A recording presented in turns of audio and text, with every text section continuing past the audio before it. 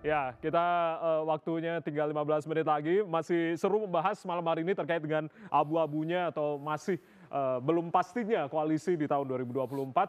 Bang Pada tadi melanjutkan apa yang tadi sudah diungkapkan, artinya ini belum tentu tanggal 10 atau Bu Mega nanti kode-kode atau seperti apa? Begini ya, suasana kejiwaan, suasana psikologis internal di dalam tidak seperti orang banyak mikirkan kapan diumumkan, apakah Puan, apa Ganjar, apa ini. Ini sudah sesuatu bukan karena soal percaya diri, ini sudah diserahkan kepada Ibu Mega, terserah dia mau putuskan kapan. Gitu loh. Dan tidak ada sampai sekarang daerah, 34 daerah ini sekarang, ada DPD, DPC-nya yang kemudian bikin satu resolusi atau satu permintaan mendesak, tidak ada. Tapi kode-kode kemarin Jokowi udah memberikan kode-kode begitu. Apanya? Terkait dengan sosok-sosoknya begitu. Itu gimana tuh? Itu kegenitan Jokowi lah itu. Ya kan? Disebutnya kegenitan Jokowi. Bukan, begitu. ya, dia hanya iseng aja. Iya kan, ada juga dia apa kegenitan. Abang kan rambut putih Iya, juga rambut bisa putih jadi juga. capres. Salah Ya satu kegenitan kan. dia. Berkerut Pak. juga abang jadi capres bisa nih. Terus terang aja, jujur, Jokowi itu sekarang lagi menikmati Iya. bagaimana powerfulnya dia. Lihat itu waktu di Golkar. Gua udah kasih kau 2 Menko. Suka-suka hati dia. Lihat itu di partainya Haritanu. Putrimu udah saya bikin wakil menteri. Nah, lo ngerti nggak? Ada itu kenikmatan sama dia itu.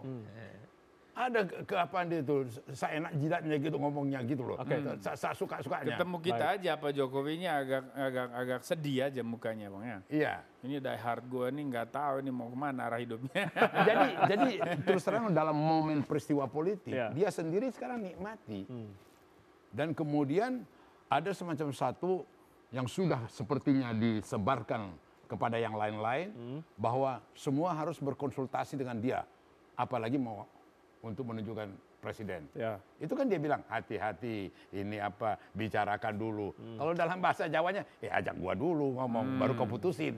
Oke, berarti udah diajak ngomong, berarti sama Bu Mega juga sudah, salah satunya ya pasti dong kalau udah ada, pasti. Iya. Orang Jokowi sendiri PD Perjuangan. Tapi sinyalnya Bu Mega sama sinyalnya Jokowi? Sama Sama itu, atau beda? sama mereka berdua itu, Sama? sama. Sinyal itu, begitu? Iya, satu cekian itu mereka itu. Ini yang ditangkap langsung sama Bang Panda. Saya sebelum saya akan ke Mas saya akan ke Profi. Profi masih bergabung bersama kami ya? Iya. Ya, yang Anda baca seperti apa Prof? Terkait dengan apa yang tadi sudah didiskusikan ini, koalisi yang masih abu-abu begitu? Iya. Iya, ini kan kita menuju 19 Oktober ya. Pendaftaran kan 19 Oktober sampai 25 November. Ya. 2023 ya. Tapi memang betul dikatakan ini pileknya tumbang, tenggelam. Pemilu legislatifnya nggak diomong sama sekali kan. Belum lagi ada proporsional tertutup begitu ya? Ada istri ya. Iya, berbicara itu. Tapi kan kita sudah mulai mendengar awal-awal bulan ya. Jadi minggu pertama Januari 2023 itu sudah mendapatkan info bahwa PDIP mau menyampaikan capresnya gitu ya. Tapi Bukan Prof Siti, saya harus capresnya, kasih informasi dulu. Persiapan PDI Perjuangan terhadap calon-calon legislatif itu sudah bukan main, sudah ke psikolog, sudah testing ini, persiapan itu berjalan. Ingin kita yang terbaik nanti di 2024. Itu alasannya karena salah satu kader juga mengajukan proporsional tertutup jadi begitu? Kita tidak perlu heboh. Kesiapan yang di DPR itu betul-betul dipersiapkan. Saya hanya menyoal ke anchornya itu tadi itu. Kok kita sama sekali tidak membicarakan pemilu legislatif gitu ya. Jadi dominan sekali, menonjol sekali untuk pilpresnya kan itu masalahnya. Jadi kasihan juga ini pemilu legislatif nanti tenggelam ya. Dalam arti nggak pernah menjadi porsi tersendiri untuk dibahas. Baik, nanti kita bahas lagi Bu. Prof.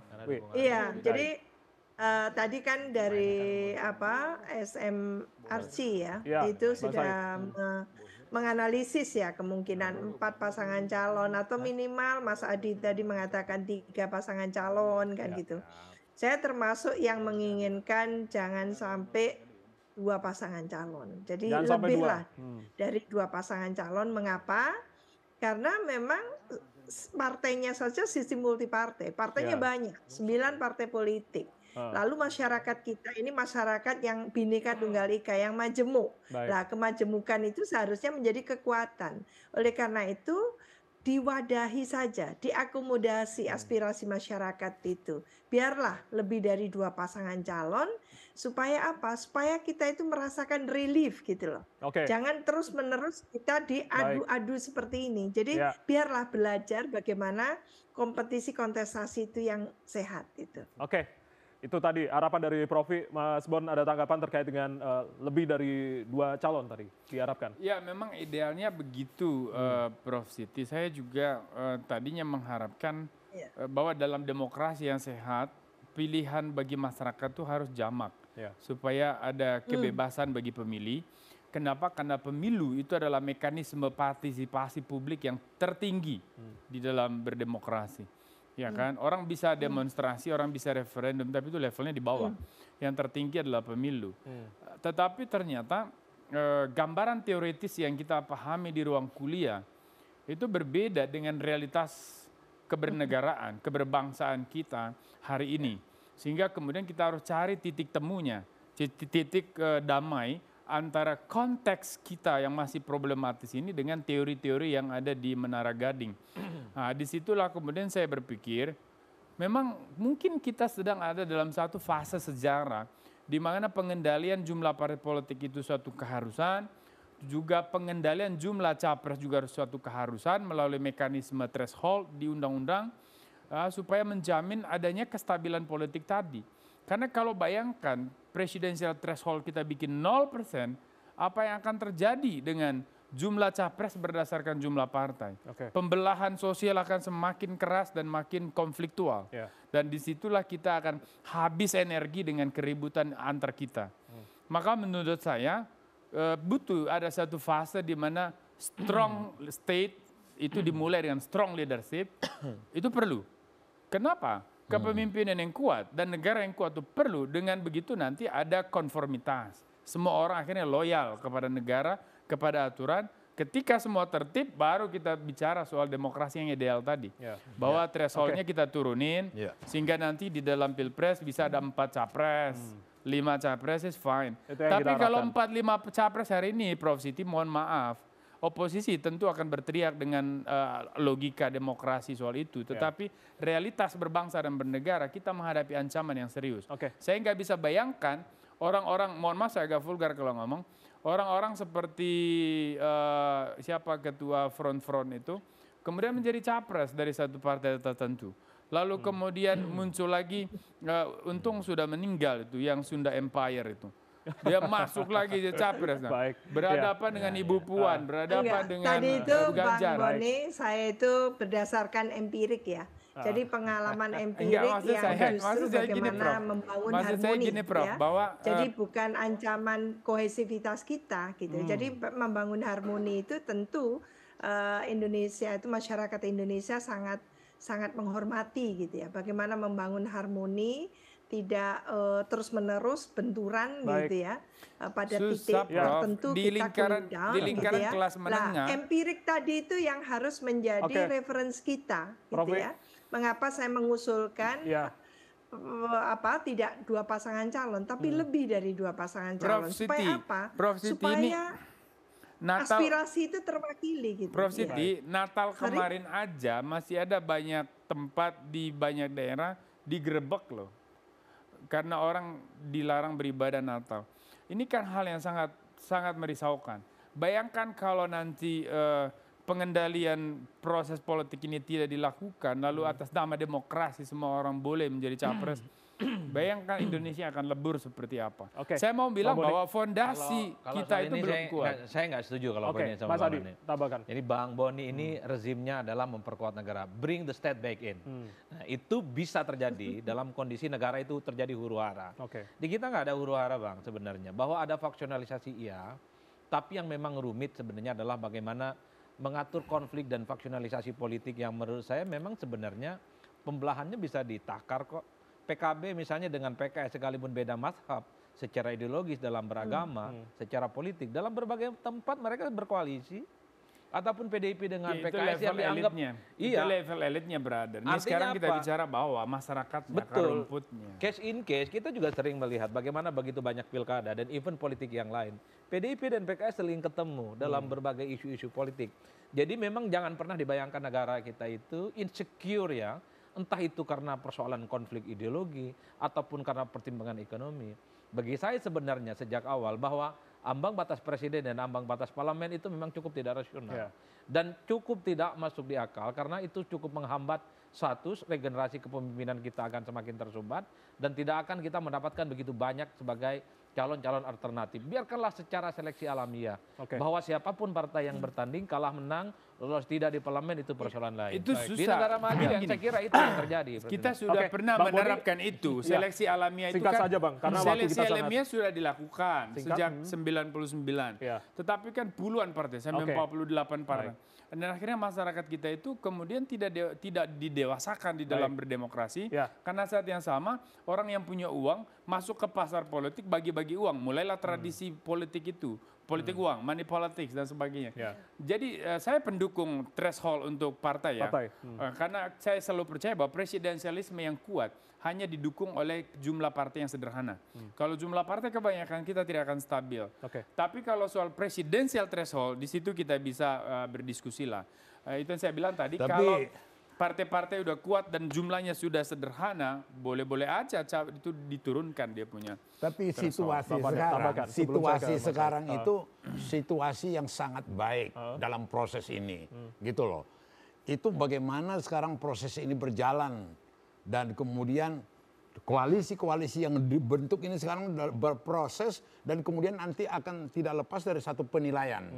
Ya, jadi maksud aku bahwa dengan pemerintahan Jokowi yang mendapat reputasi yang begitu baik di bidang ekonomi dan kemudian kepemimpinan dia yang juga bisa menjadi contoh dan teladan dan kemudian bagaimana sekarang di parlemen sudah lebih baik.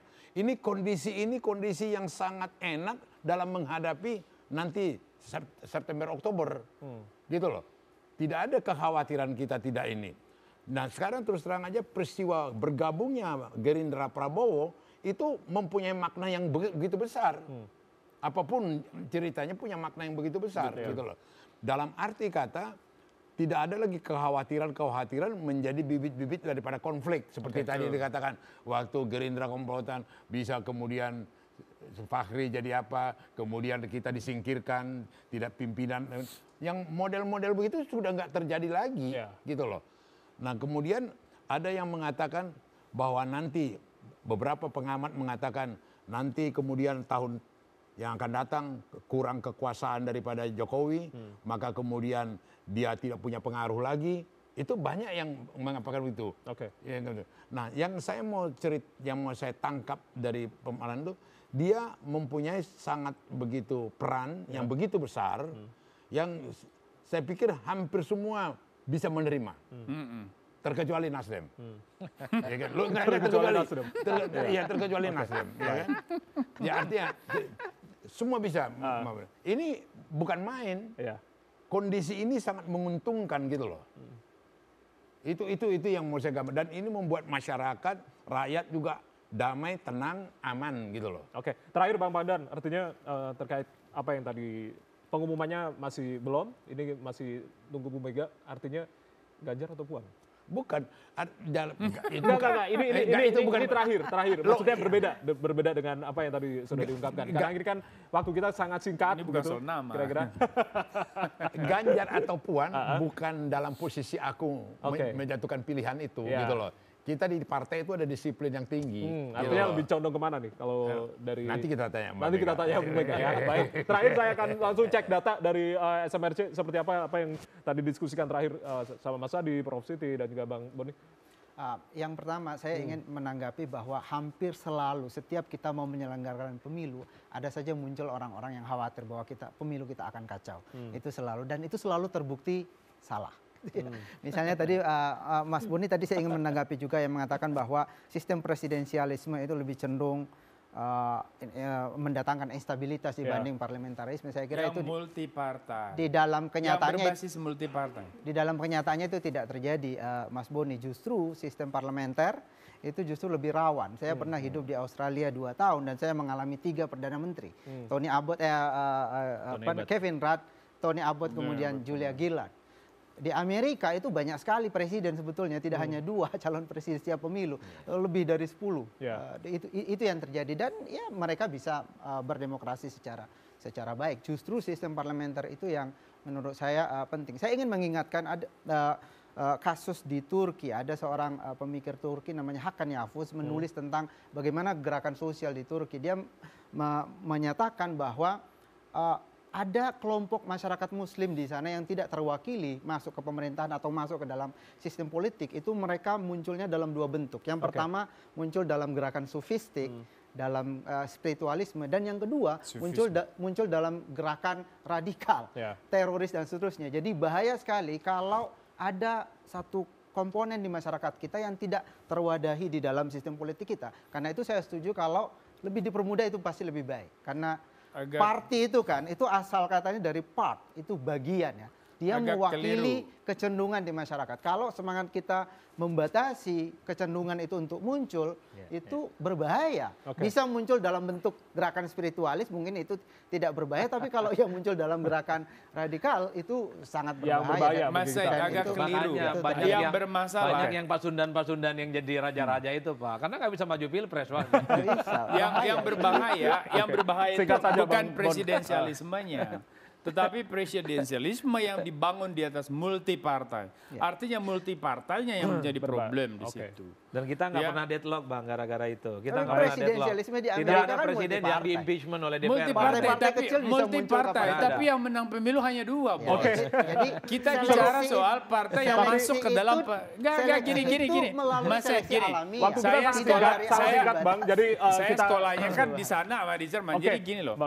Maksud saya begini, kamu jangan salah memahami. Karena kamu belajar ilmu politik atau bukan? Saya sekarang ilmu politik. Oke. Kita diskusi lagi ya berarti ya nanti ya. Bang Boni kita diskusi lagi. Artinya begini, kalau kita bicara soal konsep, teori berpolitik, sistem politik, ya presidensialisme itu kan dibangun di atas partai sederhana yang dwi partai itu, atau dia dibangun di atas multi partai, right? Bang Boni. Yang lebih berpeluang konflik itu yang multi partai. Dan itu yang kita alami di sini. Baik.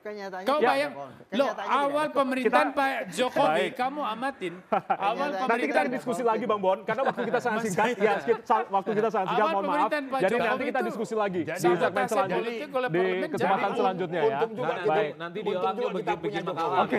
Baik, bicara politik, bicara seni kemungkinan, jadi masih banyak kemungkinan, masih banyak kejutan. Nanti kita akan lihat seperti apa dinamika yang terjadi di tahun 2023. Terima kasih Profi sudah bergabung bersama kami. Terima kasih Mas Adi, Mas Boni. Terima kasih Bang Badan. Terima kasih Mas Said. Terima kasih sudah bergabung bersama kami. Baik, Jokowi berhasil mengendalikan semua. Baik, terima kasih sudah bergabung bersama kami di Fokus Terkini TVRI. Saya Ardianto Wijaya mengucapkan terima kasih atas kebersamaan Anda. Selamat malam, sampai jumpa. Terima kasih banyak. Waduh, seru banget. Thank you.